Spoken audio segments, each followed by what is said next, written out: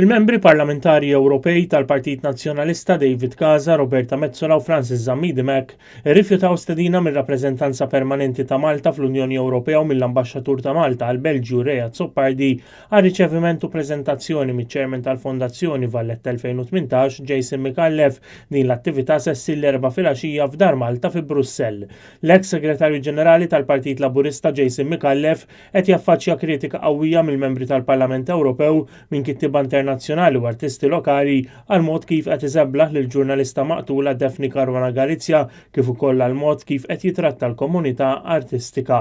Il-ġimgħa li għaddiet PEN International batet ittra li kienet appoġġjata minn 250 kittieb internazzjonali li fiha esprimit ir-rabja l-aġir ta' Jason Micallef. Ftit tal-jiem wara 72 membru Europarlamentari minn diversi gruppi politiċi batu ittra lil Kummissjoni Ewropea jitolbu għat-tneħħija immedjata ta' Jason Micallef minn Chairman tal-Fondazzjoni Valletta 2018. F'Malta din il-kwistjoni waslet biex tiġi ċirkulata petizzjoni fost l-artisti Maltin li titlob lil Prim Ministru Joseph Muscat u lil Ministru tal-Kultura Wim Bonnici biex ikeċċu lil Jason Micallef b'mod immedjat. Il-kap tad-delegazzjoni tal-Partit Nazzjonalista fil-Parlament Ewropew, l-Europarlamentari David Casa, qal li Jason Micallef mhux degnu għall-kariga u dan mhux biss minħabba l-aġir gravi tiegħu fil-konfront ta' Daphne Caruana Galizia u l-familja tagħha, l-attitudni tiegħu lejn l-artisti involuti f'Valletta 2018 ukoll ikundannabbli.